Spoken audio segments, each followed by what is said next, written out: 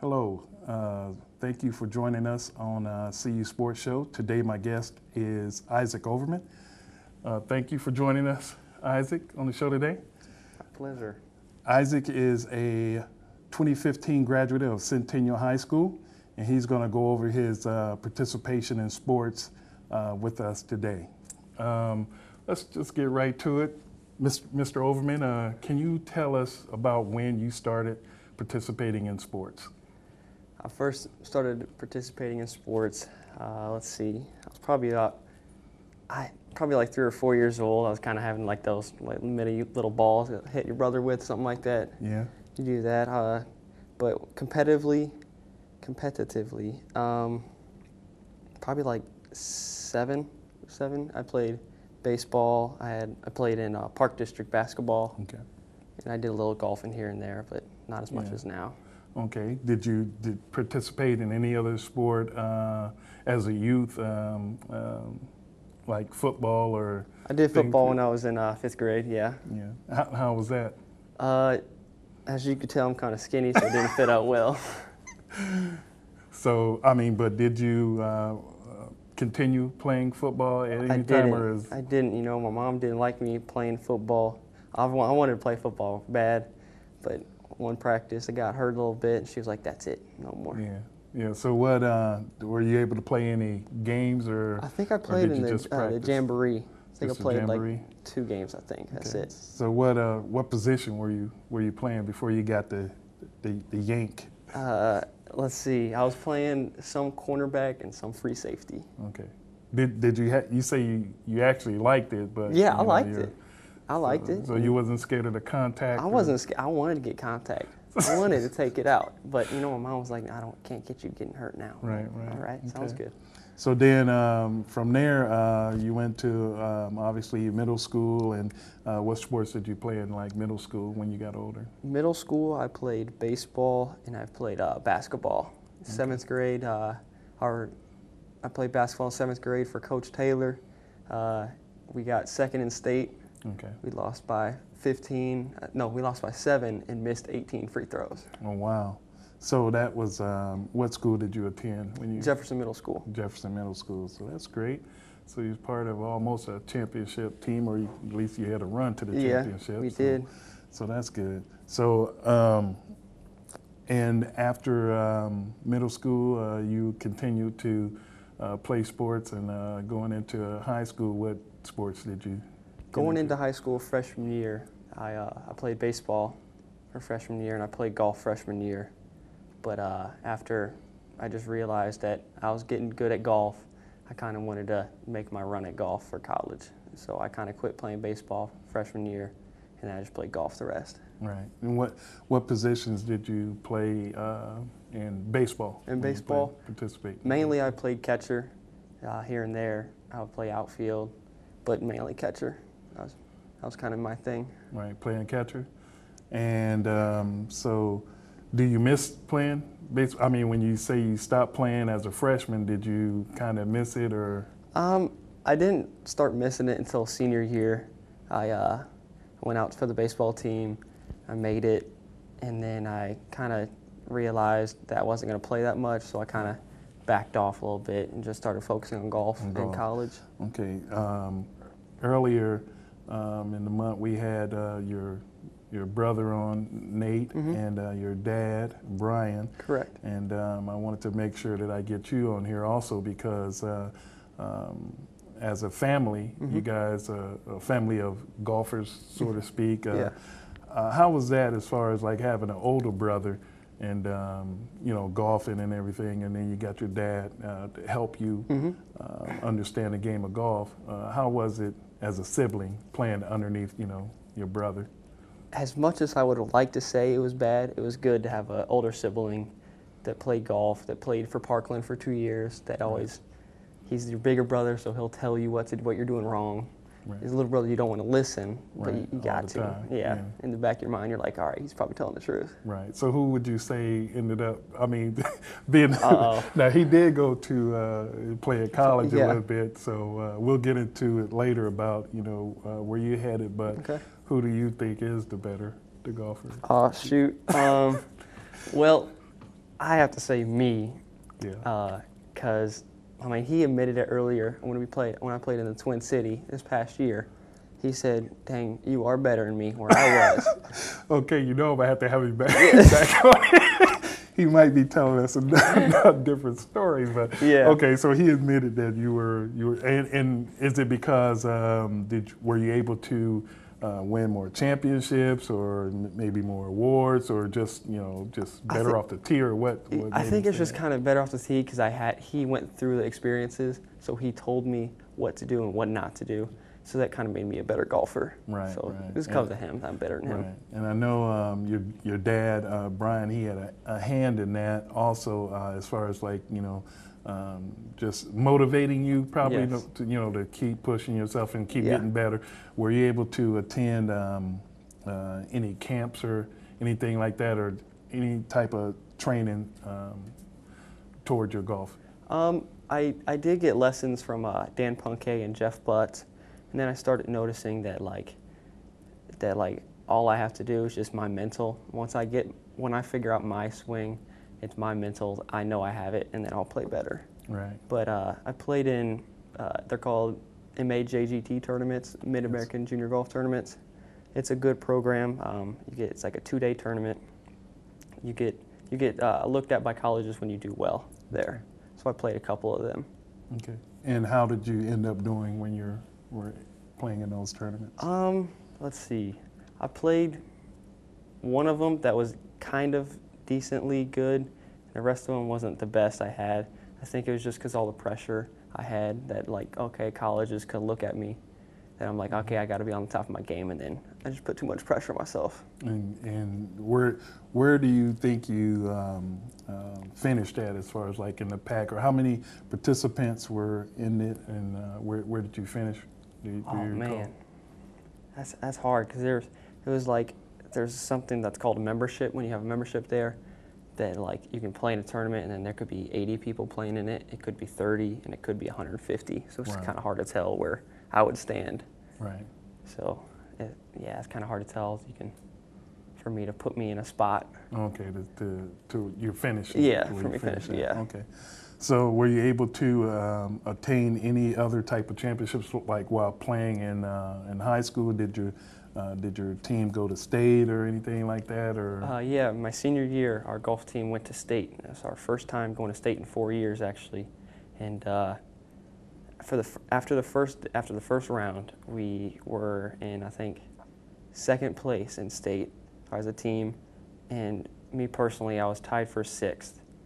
And then the second day, Galesburg and I think Effingham, can't recall, but they came up and attacked us, and we finished out at 4th overall. And that's not bad at all. Finishing 4th in state and golfing as a group of individuals. How did you do personally?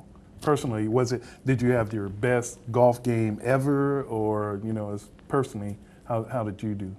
Personally, it wasn't my best golf game. The first round, I was just playing. Second round, I just didn't get any better from the first day, and it's just like other people just got better than me. They shot better. Okay. So I didn't get beat by them. I just kind of lost myself. Right. And you play when you're playing golf. You're basically playing against a course, or are you playing against another person, or how do you go into the thinking for that when you play around the golf? Let's see. What I think is the first day, I just play the course. I just say, okay, I'm going to hit this shot, and I'm just going to finish what my goal is within that kind of strokes. I just say I want to do well. But at the second day, when I have somebody that's kind of close to me, I kind of say, okay, I'm one shot ahead of them, so I just got to play them. a shot, or I tie them at least. Okay. So what is called a handicap? Do you know what your handicap is in golf, or is that something that you reveal to the public, or do you keep something like that to yourself? You know, I'm not like the type of guy that likes to say, okay, yeah, I'm good. But last year my handicap was a 4, I think. Okay. And I think this year it'll be around there, same thing. Okay. So for the people that's not up on the golfing world, can you explain what a 4 is? A 4 handicap is basically 4 shots over the par. So let's say, like normally the course, they'll have a par, it was 72, the score. 72, and then you add 4, and it'll be like 76. So that's kind of like the average of my shooting would be. Okay, great. So it's not that you're bragging anything, but that's just what it is. Yeah. You know? But you've put in a lot. You say you've been playing golf since you were a freshman. Is when you actually started playing? That's when I started actually caring for it. I've been playing golf since I was 7 years old, right. just in little tournaments with my friend Christian Vegetarian. Okay. And were you able to go to any golfing events? I don't know if we have any around here, but I know they probably had some in Chicago. Were you able to go see any PGA events or anything? And if so, did that inspire you to be a better golfer? A couple years ago, the Ryder Cup, it was at Medina Golf Course up in Chicago. They came. It was the first time coming to Illinois, and we decided to go up for the practice round. They have a practice round for 2 days. Me and my buddies, Chris Vegetarian and Mike Braverman, we went up there. It was because it's every 2 years, so it's kind of like the Olympics kind of thing. Mm-hmm. So for every 2 years, it happens overseas, and then it comes back to the USA. So it was pretty fun. Went to the Ryder Cup, enjoyed it a lot. I was like, wow, I want to be like that one day, but right. I realized how good they are. Yeah.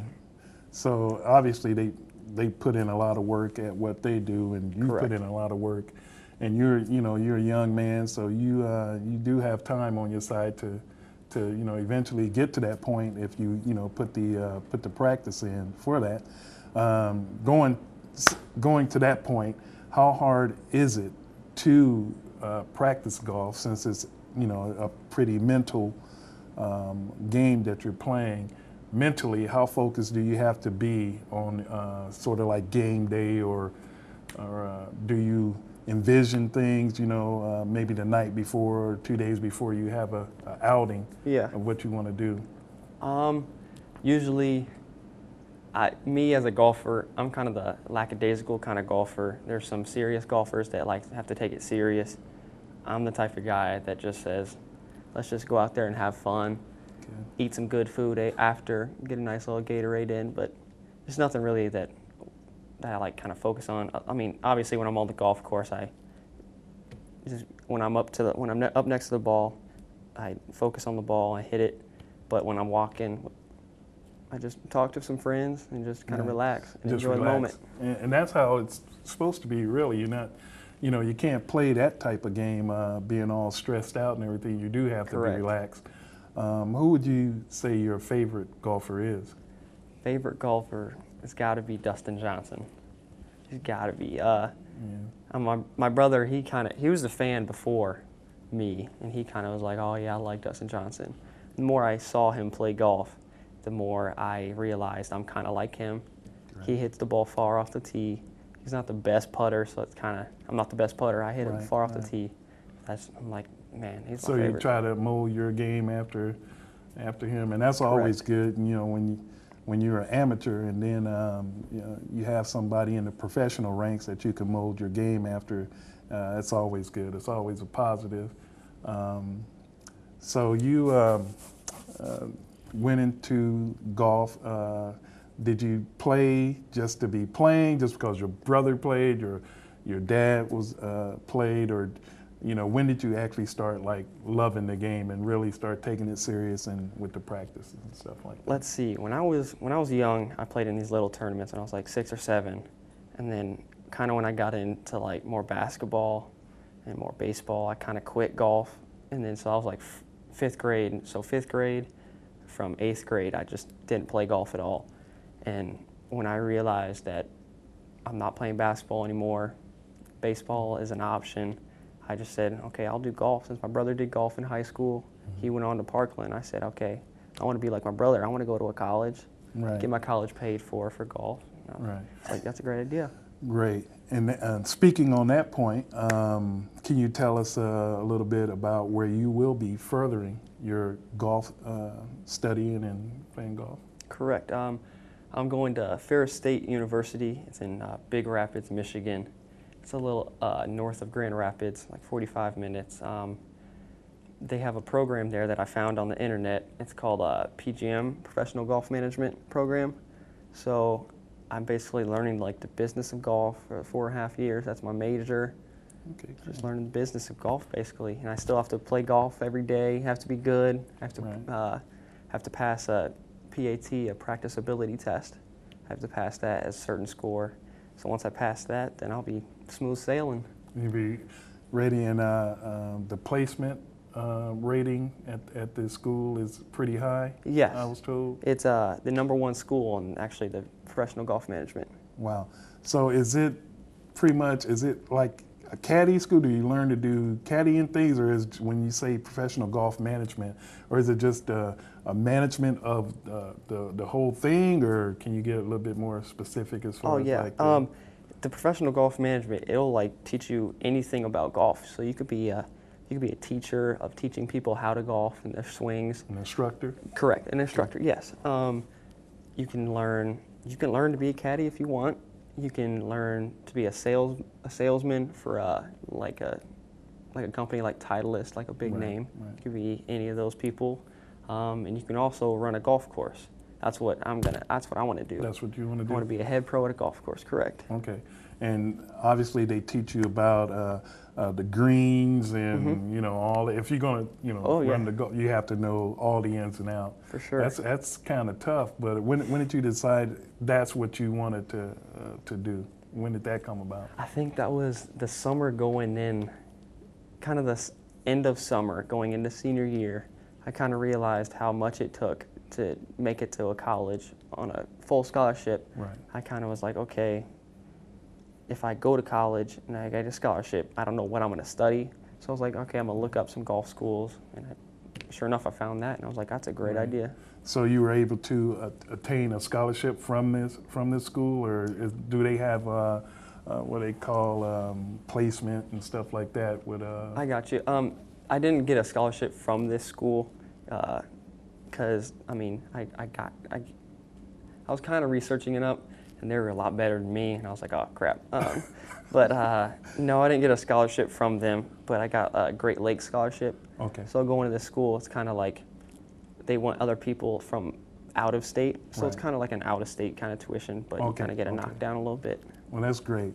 Well, it seems like that you're very satisfied with your choice of going to school. Anytime you can further your education is great. So can you tell our young viewers out there how much work you actually put in to put yourself to be able to go to the school? And you have to be accepted into the school grade-wise and just on golfing knowledge. I don't think they just let anybody in that probably that's not played any golf or anything like that. I don't know for sure, but can you just explain to the younger viewers out here how much dedication and practice you put in and to your craft?